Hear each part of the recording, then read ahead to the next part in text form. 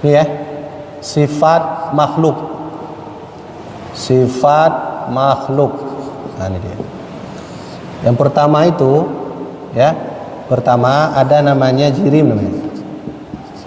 Nah, ayo kita kenali sifat makhluk agar kita tahu bagaimana Allah Subhanahu wa taala. Yang kedua apa tadi? Arad.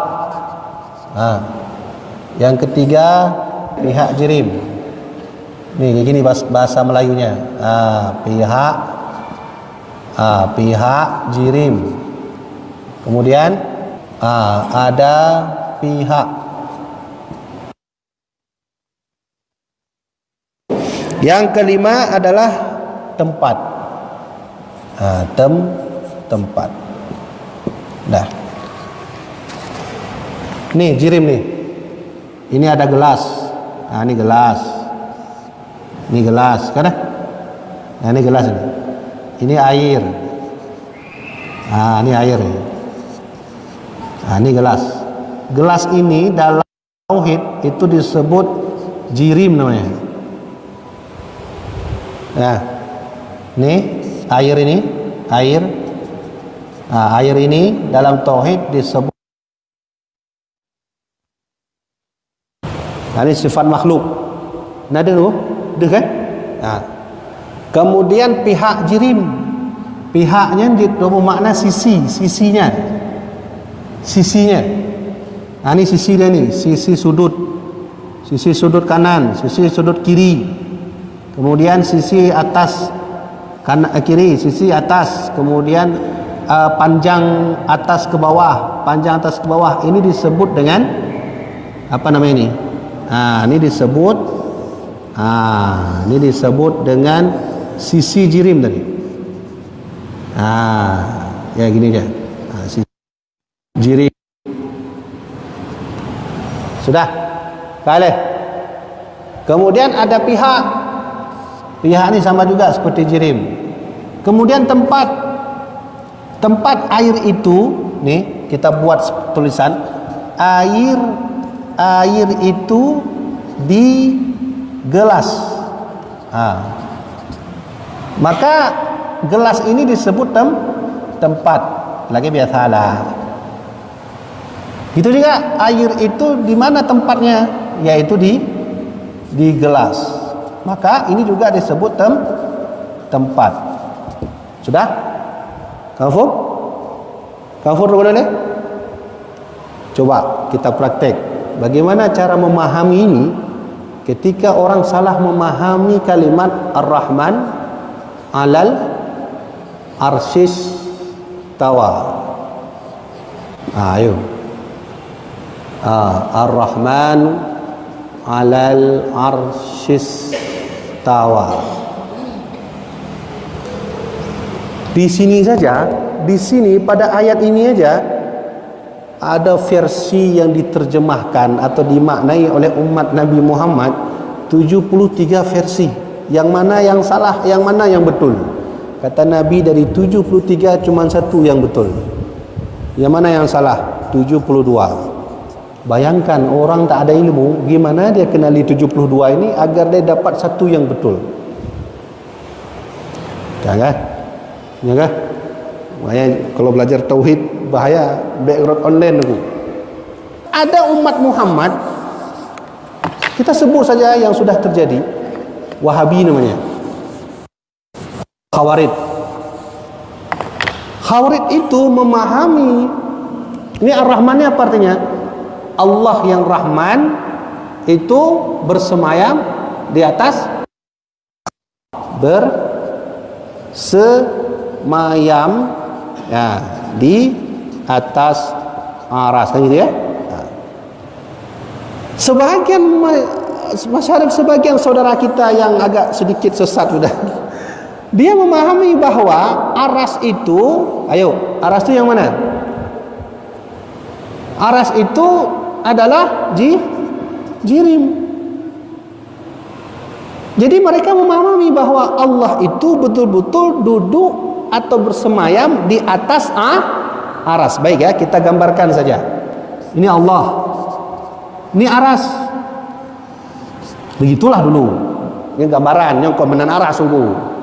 Ini gambarannya. Baik bekas salun tu. Ini begini nih. Kalau misalnya Allah menempel dengan aras, maka secara otomatis Allah ini masuk ke sifat makhluk. Apa namanya? Arat. Sedangkan aras ini masuk ke jirim. Secara otomatis kalau sudah seperti ini cara berakidah, maka kita sudah samakan Allah dengan makhluk. Nauzubillah min zalik. Ini dia. Benar. Jadi untuk apa kita kenali ini? Ini adalah sifat makhluk selain Allah, semua ada ini. Mau ruh Nabi Muhammad, mau Nabi Ibrahim, mau surga, neraka, entah apapun itu selain Allah punya ini.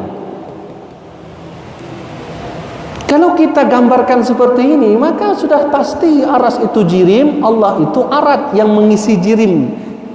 Menyobat hadanya lebih mangat meno. Jirim itu tempat. Arat itu yang mengisi tempat. Kalau menempel seperti ini, sebagaimana yang dipahami oleh Wahabi. Makanya saya ulang-ulang, Iskandar Muda sejak dulu itu sudah mewanti-wanti masyarakat Aceh jangan masuk akidah lain kecuali ahlu sunnah wal jamaah. Kawananku, nah ini dia coba. Ini baru dua saja sifat makhluk. Yang ini ada pihaknya, pihak jirim seperti ini tadi. Berarti orang tanya, pertama, pertanyaannya aras itu sisinya berapa biji?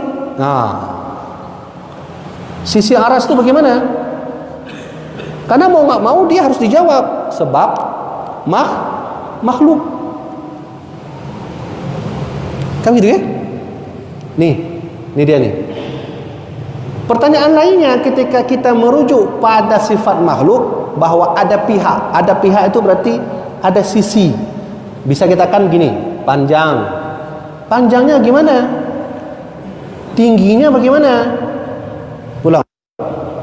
Panjangnya gimana? Tingginya bagaimana? Lebarnya bagaimana?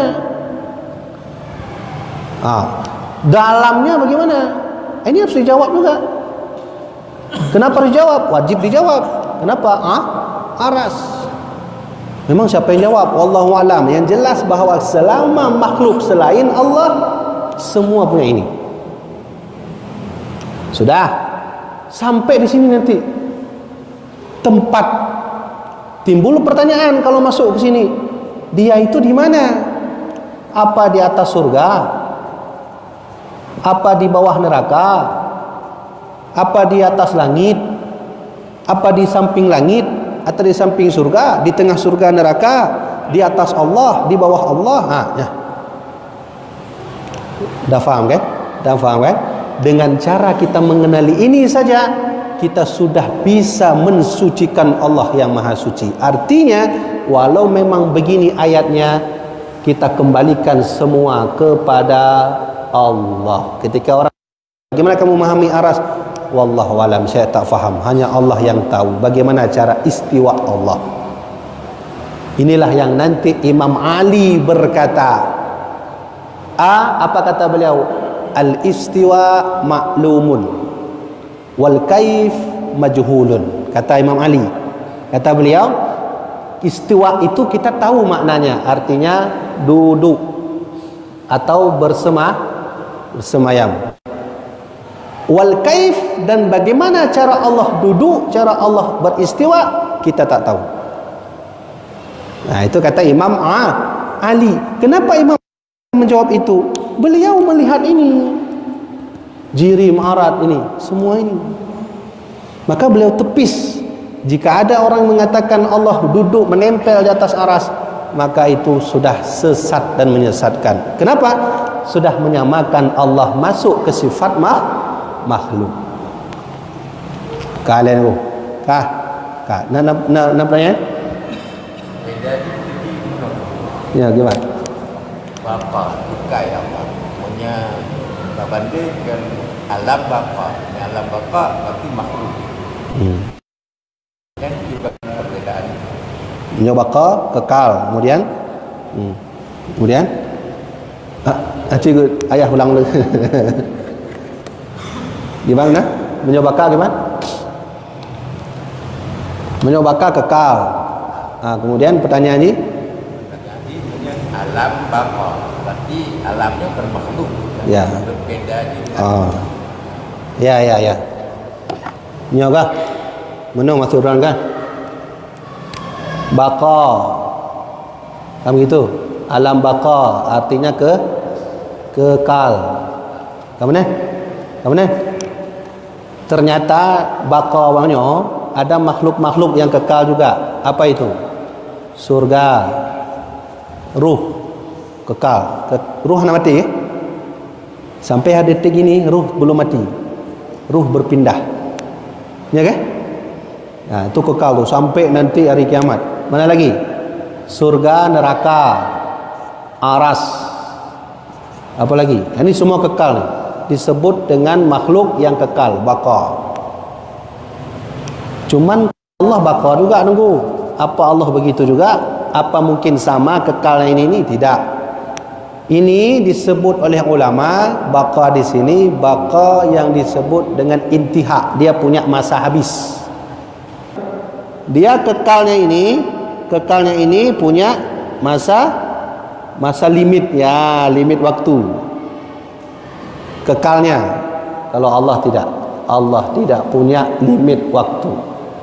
Hidup selama-lamanya. Ya gitu. Mana ayatnya? Ayatnya kan belum berterus habis-habis kan? Ayatnya itu surah Al-Baqarah, kaifa takfuruna billahi wa kuntum amwatan fahyakum thumma yumitukum thumma yuhyikum thumma ilaihi turja'un. Semua kembali kepada Allah. Ini dekat. Kan ku nya kawan ku. Kita belum bahas 5 lagi. Insya-Allah 5 nanti akan kita bahas pada pertemuan yang akan datang. Tapi yang jelas bahawa beginilah cara memahami makhluk yang sesungguhnya dengan tujuan agar kita bisa memahami Allah yang sebenarnya. Ya. Jadi cocok kata para alim ulama, man arafa nafsahu faqad arafa rabbahu. Siapa yang kenal dirinya siapa, dia akan kenal Allah itu siapa. Maka mengenali Allah itu seperti para nabi dulu mengenal. Para nabi dia kenal dulu makhluk-makhluknya, dia kenal, dia merenung, dia istighfar, dia berzikir, baru ketemu Allah. Nah, ini juga bahagian kita mengenali makhluk yang sebenarnya. Tujuannya untuk mengenali Allah yang sesungguhnya. Ini dia.